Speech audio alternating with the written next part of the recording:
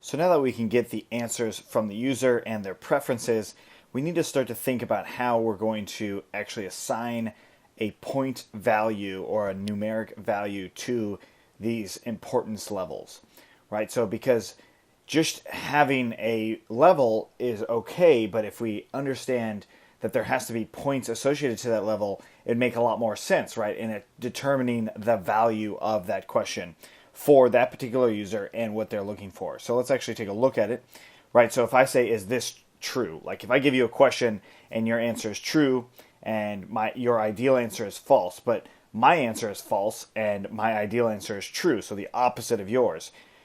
Like just the fact that they are matches or not matches does not make it a good fit or not, right? So like that's the reason we added this importance level. So we have a different variance of importance. So if I say it's mandatory, that means you absolutely have to have this answer. If it's mandatory to me, I absolutely have to have this answer to me if you have it as mandatory or so on, right? If it's not important, that is way, way, way, way less than mandatory, right? So we have to assign a point value to this so we can actually compare these two. Because right now, we don't have any real comparison. All we can say is whether or not they are the exact same. And even if they are the exact same, that doesn't mean that very important is probably, it's definitely more valuable than somewhat important, but how much more valuable? And how do we actually measure that ourselves? So that's something that we're going to do in this one, is we're going to actually assign point values to measuring that. So the first thing that we'll do is we're going to update our class to actually make these changes. And we're going to call it myPoints equals to models.integer field. And we'll say the default is equal to -1. I'll explain why in just a moment. And then we'll do the same thing for their points. Okay, so these points are we're now assigning value to the points that they could possibly have based off of this question. So, for example, in here, if my coworker's ideal answer is false, and then we'll give them, and the importance is mandatory, then we'll give them the mandatory points if they also say false. If they say that their answer is false, that's what we'll actually do, is give those points that value. But since we have this, we can actually assign these points after we answer the question.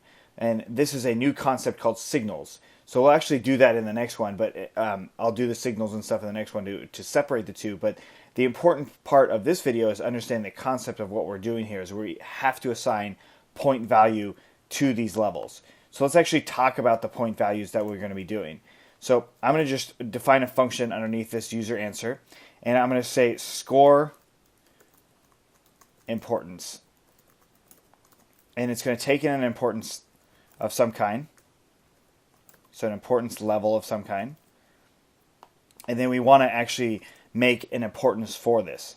So this is where I'm just going to go through these different levels. So if importance level equals to mandatory, then we're going to say, let's say points equals to, let's say 300.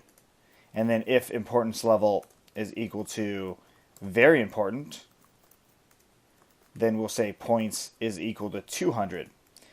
And then we'll say actually we should do elif, not if, but elif. Importance level is equal to somewhat important. We'll give the points being to 50. And then elif importance level is equal to not important. We'll give points of 0. And then finally, we'll just say points is 0. Now, we could just get rid of this whole thing right here, but I'm going to leave it because there might be something that you want to do with this else clause anyway. So this is scoring that importance. So now that we have a different score for each level of importance, we can now adjust that into the user answer using a signal.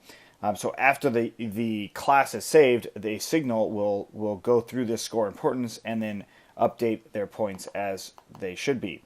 But since we have all this, let's actually run our migrations and update our database so we can actually run signals and make that work. So let's go into our terminal and we'll make the migration. So python manage.py, make migrations, and then python manage.py, migrate.